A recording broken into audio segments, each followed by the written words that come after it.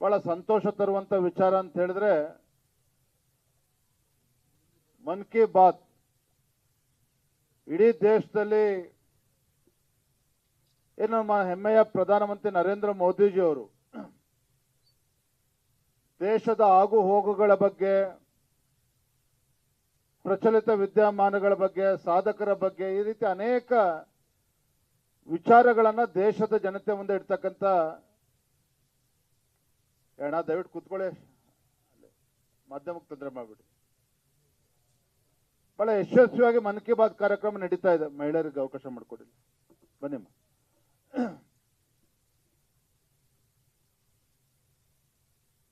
ಕರ್ನಾಟಕ 27-28ನೇ ಸ್ಥಾನದಲ್ಲಿತ್ತು. ಆದರೆ ನಿಮ್ಮೆಲ್ಲರ ಶ್ರಮದಿಂದ ಕಳೆದ ಭಾನುವಾರ ನಡೆದಂತ ಮನ್ ಕಿ ಬಾತ್ ಕಾರ್ಯಕ್ರಮ 54% ಅಷ್ಟು ವೀಕ್ಷಣೆ ಮಾಡೋದ್ರ ಮುಖೇನ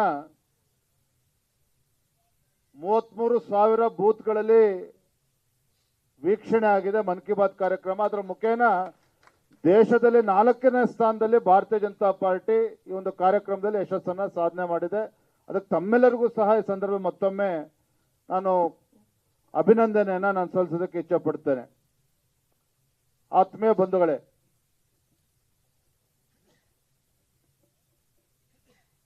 ನಮ್ಮ ಪ್ರಧಾನಮಂತ್ರಿಗಳ ಒಂದು ಕನಸು, ಅವರ ಅಪೇಕ್ಷೆ ತಕ್ಕಂತೆ ಆಜಾದಿ ಕಾ ಅಮೃತ್ ಮಹೋತ್ಸವ್ ಈ ಸಂಭ್ರಮವನ್ನು ಆಚರಣೆ ಮಾಡ್ತಕ್ಕಂಥ ಸುಸಂದರ್ಭದಲ್ಲಿ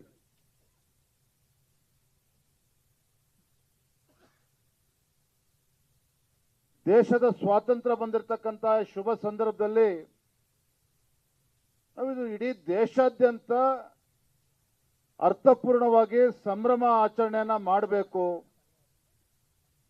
ಈ ದೇಶದ ಪ್ರತಿಯೊಬ್ಬ ಮನೆಯ ಮೇಲೂ ಕೂಡ ನಮ್ಮ ತ್ರಿವರ್ಣ ಧ್ವಜ, ಭಾರತದ ತ್ರಿವರ್ಣ ಧ್ವಜ ಹಾರಬೇಕು. ಅದರ ಮುಖೇನ ನಾವು ಪ್ರತಿಯೊಬ್ಬ ಭಾರತೀಯರು ಸಹ ಹೆಮ್ಮೆಯಿಂದ, ಸ್ವಾಭಿಮಾನದಿಂದ ಸ್ವಾತಂತ್ರ್ಯೋತ್ಸವ ಸಂಭ್ರಮದಲ್ಲಿ ನಾವೆಲ್ಲರೂ ಕೂಡ ಪಾಲ್ಗೊಳ್ಳಬೇಕು ಅನ್ನುವ ವಿಚಾರವನ್ನ ಇಟ್ಕೊಂಡು, ಅಂದ್ರೆ ಪ್ರಧಾನಮಂತ್ರಿಗಳ ಒಂದು ಆಶಯ, ಈ ನಿಟ್ಟಿನಲ್ಲಿ ನಾವೆಲ್ಲರೂ ಸಹ ಕಾರ್ಯಪ್ರವೃತ್ತರಾಗಬೇಕು ಅಂತೇಳಿ ಇವತ್ತು ಒಂದು ಪೂರ್ವಭಾವಿ ಸಭೆಯನ್ನು ಇವತ್ತು ನಾವು ಹಮ್ಮಿಕೊಂಡಿರುವಂತದ್ದು. ನಮಗೆ ಗೊತ್ತಿದೆ, ದೇಶದ ಪ್ರಧಾನಮಂತ್ರಿ ನರೇಂದ್ರ ಮೋದಿಜಿಯವರು, ನಾವು ಭಾರತೀಯ ಜನತಾ ಪಾರ್ಟಿ ಕಾರ್ಯಕರ್ತ ಅಂತೇಳಿ ನಾ ಈ ಮಾತನ್ನ ಹೇಳ್ತಾ ಇಲ್ಲ. ನಮಗೆ ಯಾಕೆ ಇವತ್ತು ನಮ್ಮ ಮೋದಿಜಿಯವರ ಬಗ್ಗೆ ಹೆಮ್ಮೆ ಅಂತ ಹೇಳಿದ್ರೆ, ನರೇಂದ್ರ ಮೋದಿಜಿಯವರು ಯಾವುದೋ ದೊಡ್ಡ ಒಂದು ರಾಜಕೀಯ ಕುಟುಂಬದ ಹಿನ್ನೆಲೆಯಿಂದ ಬಂದಿರತಕ್ಕಂಥ ರಾಜಕಾರಣಿ ಅಲ್ಲ. ನರೇಂದ್ರ ಮೋದಿಜಿಯವರು ದೇಶದ ಪ್ರಧಾನಮಂತ್ರಿ ಆಗುವ ಮುಂಚಿತವಾಗಿ 2011ರಿಂದ 2014ರವರೆಗೆ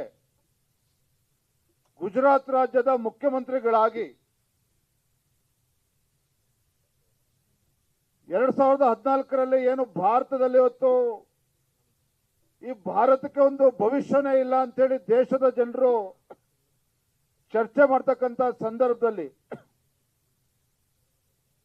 UPA ಸರ್ಕಾರ, ಮನಮೋಹನ್ ಸಿಂಗ್ ನೇತೃತ್ವದ ಕಾಂಗ್ರೆಸ್ ಸರ್ಕಾರದ ಬಗ್ಗೆ ಇಡೀ ದೇಶದ ಜನ ಬೇಸತ್ತು, ಭಾರತಕ್ಕೆ ಭವಿಷ್ಯನೇ ಇಲ್ಲ ಅಂತ ಹೇಳಿ ಯುವಕರು ಯೋಚನೆ ಮಾಡ್ತಕ್ಕಂಥ ಸಂದರ್ಭದಲ್ಲಿ ಈ ದೇಶಕ್ಕೆ ಉಜ್ವಲ ಭವಿಷ್ಯ ಇದೆ, ಭಾರತದಲ್ಲಿ ಒಂದು ಅಭಿವೃದ್ಧಿ ಕೆಲಸ ಕಾರ್ಯಗಳು ಮಾಡೋದಕ್ಕೆ ಸಾಧ್ಯ ಇದೆ, ಭಾರತದಲ್ಲಿ ಒಂದು ಭ್ರಷ್ಟಾಚಾರ ರಹಿತ ಆಡಳಿತನ ಕೊಡೋದಕ್ಕೆ ಸಾಧ್ಯ ಇದೆ ಅಂತ ಹೇಳಿ ಈ ದೇಶದ ಪ್ರತಿಯೊಬ್ಬ ಸ್ವಾಭಿಮಾನಿ ಭಾರತೀಯನಲ್ಲೂ ಸಹ ಒಂದು ವಿಶ್ವಾಸವನ್ನ ಮೂಡಿಸಿ 2014ರಲ್ಲಿ ಈ ದೇಶದ ಪ್ರಧಾನಮಂತ್ರಿಯಾಗಿ ಹೊರಹೊಮ್ಮಿರ್ತಕ್ಕಂಥವರು ನಮ್ಮ ಹೆಮ್ಮೆಯ ಪ್ರಧಾನಮಂತ್ರಿ ನರೇಂದ್ರ ಮೋದಿಜಿಯವರು. ಅವ್ರು ಯಾವತ್ತೂ ಕೂಡ ಪ್ರಧಾನಮಂತ್ರಿ ಅಂತ ಹೇಳ್ಕೊಳ್ಳಿಲ್ಲ, ದೇಶದ ಜನಸೇವಕ ಅಂತ ಹೇಳ್ತಾರೆ, ನಿಮಗೆ ಗೊತ್ತಿದೆ.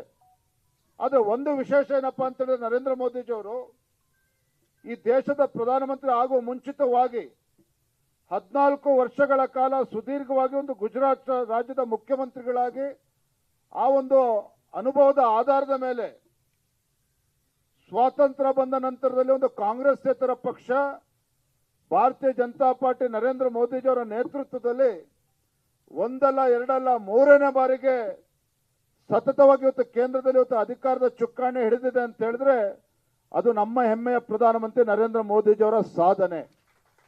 ನರೇಂದ್ರ ಮೋದಿಜಿಯವರು ಯಾವುದಾದ್ರು ಅನುಕಂಪದ ಆಧಾರದ ಮೇಲೆ ಪ್ರಧಾನಮಂತ್ರಿಗಳಾಗಲಿಲ್ಲ. ಅನುಕಂಪದ ಆಧಾರದ ಮೇಲೆ 2014ರಲ್ಲಿ, ಅನುಕಂಪದ ಆಧಾರದ ಮೇಲೆ 2019ರಲ್ಲಿ, ಅನುಕಂಪದ ಆಧಾರದ ಮೇಲೆ 2024ರಲ್ಲಿ ಮತ್ತೆ ಪ್ರಧಾನಮಂತ್ರಿಗಳಾಗಲಿಲ್ಲ. ಇವತ್ತು ಮೋದಿಜಿಯವರು ಪ್ರಧಾನಮಂತ್ರಿಗಳಾಗಿ ಇವತ್ತು ದೇಶವನ್ನು ಮುನ್ನಡೆಸ್ತಾ ಇದ್ದಾರೆ ಅಂತ ಹೇಳಿದ್ರೆ ಯಾವೊಂದು ಪಾರದರ್ಶಕತೆಯಿಂದ ಭಾರತದಲ್ಲಿ ಎಲ್ಲಾ ಕ್ಷೇತ್ರದಲ್ಲೂ ಕೂಡ ಅಭಿವೃದ್ಧಿಯನ್ನ ಮಾಡಿ ಇವತ್ತು ಭಾರತ ಜಗತ್ತಿನ 4ನೇ ದೊಡ್ಡ ಒಂದು ಆರ್ಥಿಕ ಶಕ್ತಿಯಾಗಿ ಇವತ್ತು ಭಾರತ ಒಂದು ಪರಿವರ್ತನೆ ಆಗಿದೆ ಅಂತ ಹೇಳಿದ್ರೆ ಇವತ್ತು ದೇಶದ ಪ್ರತಿಯೊಬ್ಬ ಸ್ವಾಭಿಮಾನಿ ಭಾರತೀಯನು ಸಹ ಇವತ್ತು ನರೇಂದ್ರ ಮೋದಿಜಿಯವರ ಬಗ್ಗೆ ಹೆಮ್ಮೆನ ಪಡ್ತಾ ಇದ್ದಾರೆ. ಇವತ್ತು ಅಂತ ಪುಣ್ಯಾತ್ಮ ನಮ್ಮ ದೇಶದ ಪ್ರಧಾನಮಂತ್ರಿ ಅಂತ ಹೇಳೋದಕ್ಕೆ ನಮ್ಮೆಲ್ಲರೂ ಕೂಡ ತುಂಬಾ ಸಂತೋಷ ಮತ್ತು ಹೆಮ್ಮೆ ಅನಿಸ್ತದೆ. ನಾವು ನೋಡ್ತಾ ಇದ್ವಿ ಯಾಕೆ ಇವತ್ತು ಕಳೆದ ತಿಂಗಳು ಕ್ಯಾಬಿನೆಟ್ ಮೀಟಿಂಗ್ ಅಲ್ಲಿ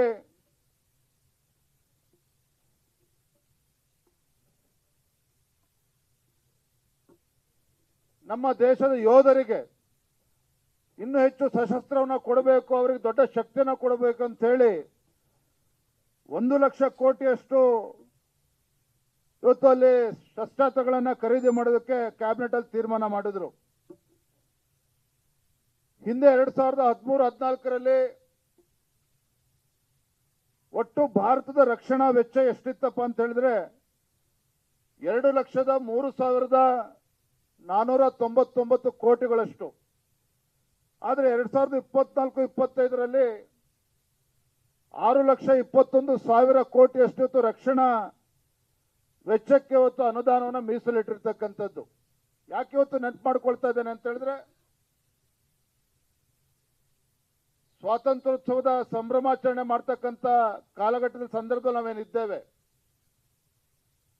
ಹಿಂದೆ ಕಾಂಗ್ರೆಸ್ ಸರ್ಕಾರ ಕೇಂದ್ರದಲ್ಲಿ ಆಡಳಿತ ಇದ್ದಾಗ ನಮ್ಮ ದೇಶದ ಪರಿಸ್ಥಿತಿ ಏನಾಗಿತ್ತು, ರಕ್ಷಣಾ ವಲಯದಲ್ಲಿ ನಮ್ಮ ಪರಿಸ್ಥಿತಿ ಏನಾಗಿತ್ತು, ಇವತ್ತು ಯಾವ ರೀತಿ ನರೇಂದ್ರ ಮೋದಿಜಿಯವರು ಪ್ರಧಾನಮಂತ್ರಿಗಳಾದ್ಮೇಲೆ ನಮ್ಮ ರಕ್ಷಣಾ ಕ್ಷೇತ್ರಕ್ಕೆ ಯಾವ ರೀತಿ ಶಕ್ತಿಯನ್ನು ತುಂಬುವಂತ ಕೆಲಸ ಇವತ್ತು ಮಾಡ್ತಾ ಇದ್ದಾರೆ, ಇವೆಲ್ಲವೂ ಕೂಡ ನಾವು ಪ್ರತಿಯೊಬ್ಬ ನಮ್ಮ ಭಾರತೀಯ ಜನತಾ ಪಾರ್ಟಿಯ ಕಾರ್ಯಕರ್ತರು ಇದನ್ನ ಗಮನಿಸಬೇಕಾಗಿರ್ತಕ್ಕಂಥ ಒಂದು ಅಂಶ.